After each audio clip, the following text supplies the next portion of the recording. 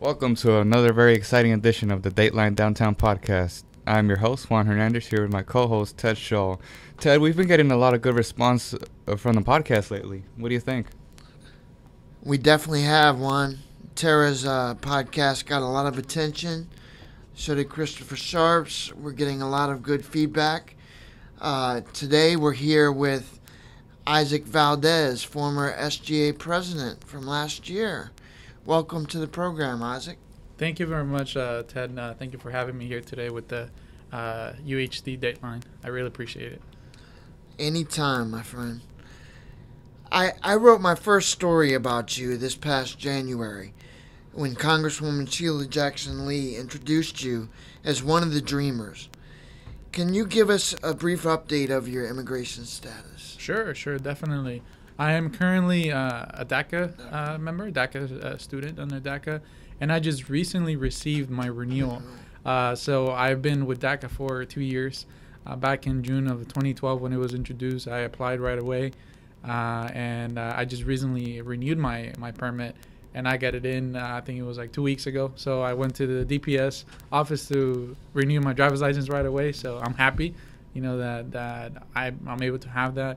Along with some of my family members that also benefit from that and other people that I know. But as we know, it's not a permanent solution. So, definitely more to come. More is expected from that. I have two sister-in-laws that are also DACA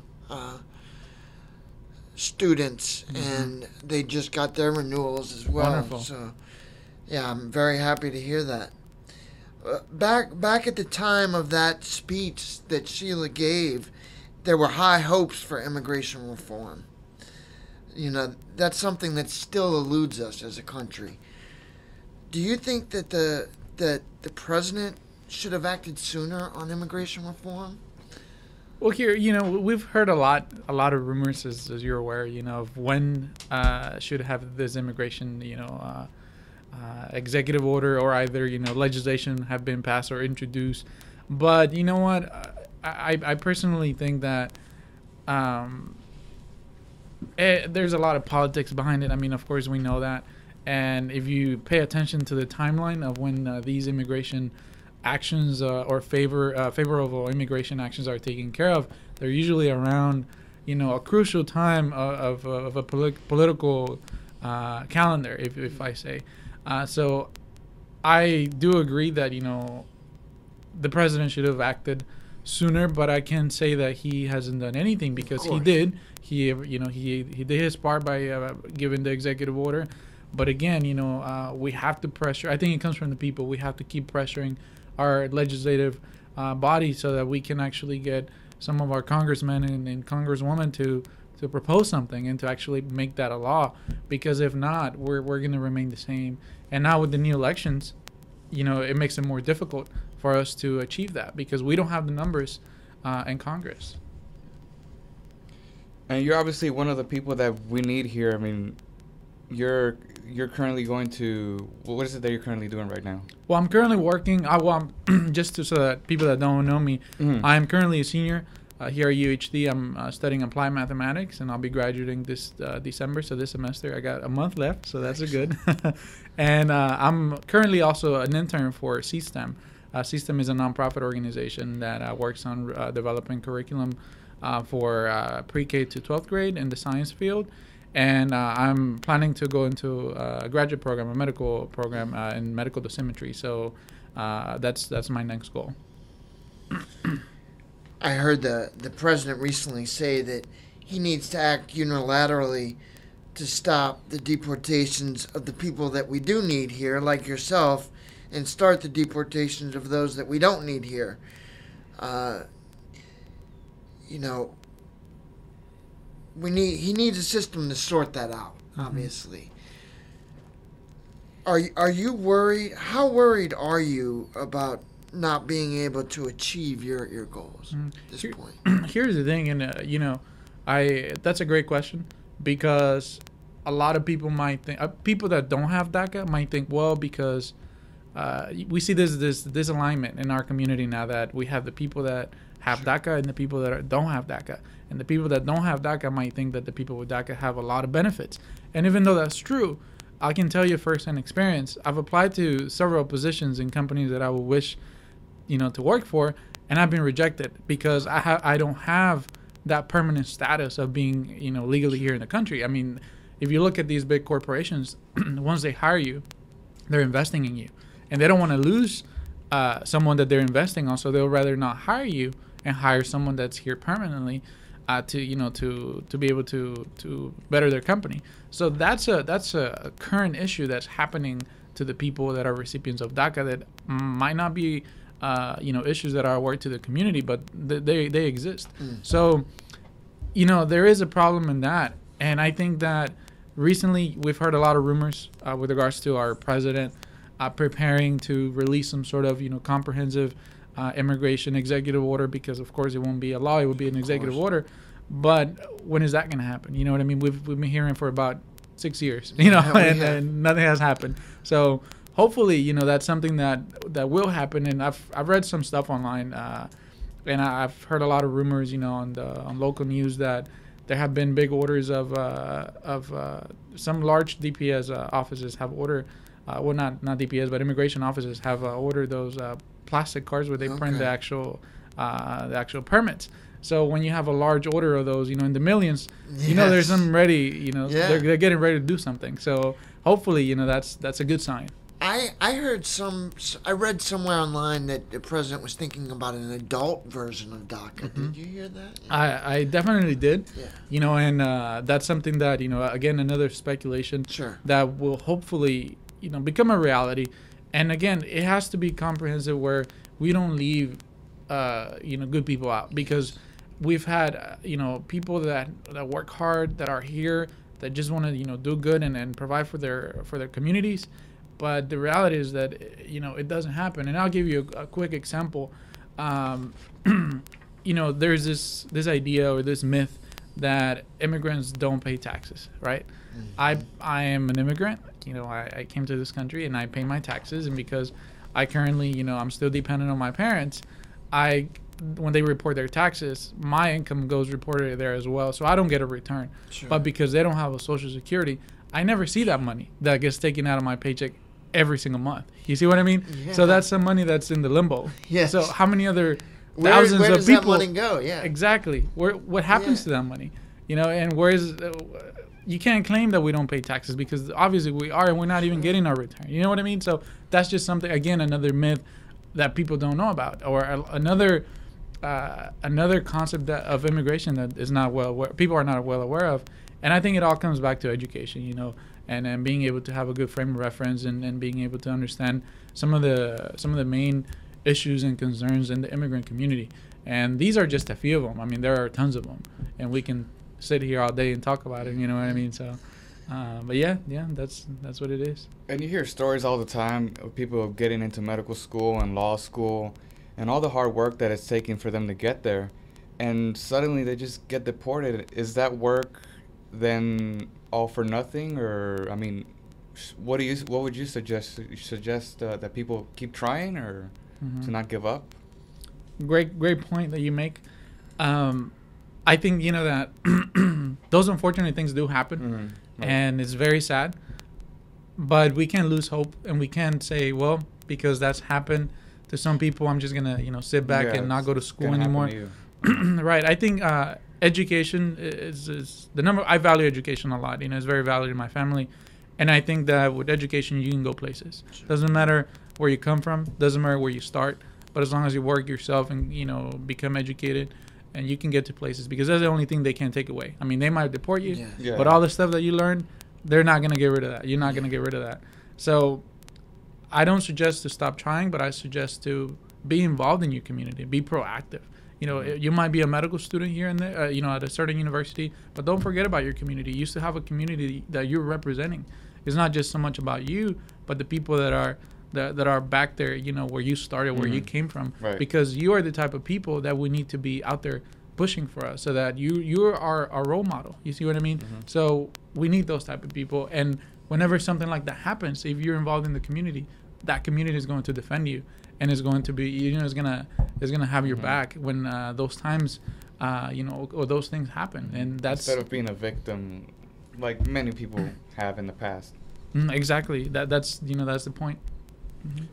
Speaking about communities, are you more worried about the platforms of Texas's new governor and lieutenant governor, who are pushing for even stricter immigration regulations, talking about sending more National Guard troops down to the border when they're already sitting around doing nothing? Mm-hmm.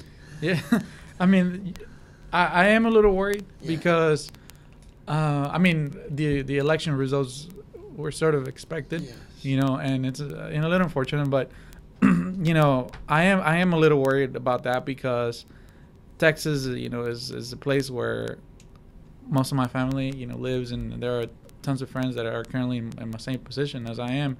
But I consider Texas it's considered as a sanctuary state for immigrants, Yes. right? So we get, we're able to get some federal, it's not federal, but state funding to go to a university and things like that. But when you start comparing some of the laws that our lawmakers are planning, it starts to look a little bit like Arizona. Yes. You might start to freak out and say, well, what are we going to do?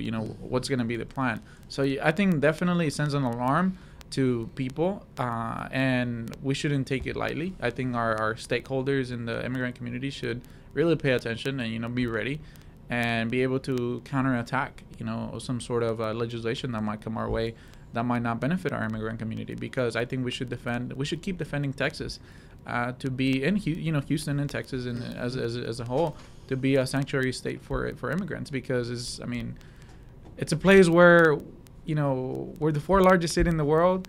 Not in the world, in the U.S. Yes. We don't see some of the bad suppressions of bad economy, because we have the oil industry here and all of the medical center and all that kind of stuff. So we have to keep defending this area as our community. So that's what I would suggest. What can immigrants and supporters of immigrants do to protect the ability of hardworking, non-criminal immigrants to remain here? What do you suggest that people who support immigration reform do? Become more informed, vote? Here's the thing, and there's a lot we can do.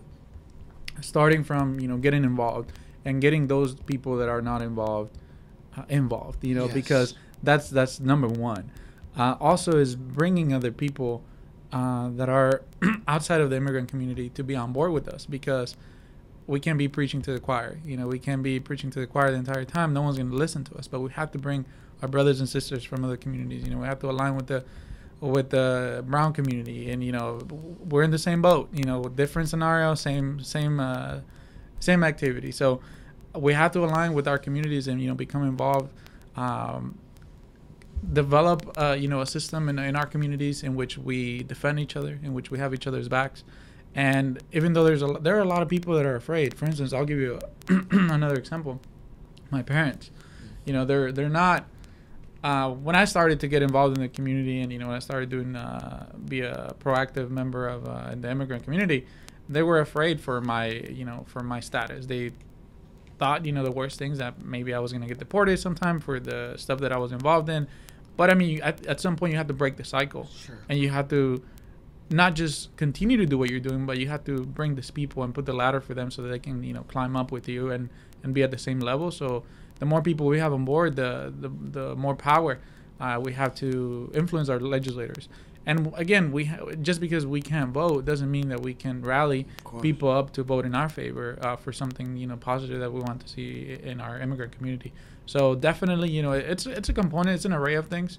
But just I think the number one thing is stay informed, stay active, and stay involved. And if you don't know how to get involved, look for those opportunities. Go to your neighborhood centers. Go to one of the neighborhood centers and talk to the people there. There's a lot of organizations here in Houston that actually help immigrant communities to get involved. Just anyone that wants to get involved in the immigrant arena. On a lighter note, how do you think UHD is doing this year? I'm really impressed. UHD's gotten some national attention, big name artists for Walk to Vote, good numbers. Mm-hmm. What are your thoughts on this year's UHD? Mm-hmm. Great question. I think we're doing wonderful. I've seen a lot of improvement.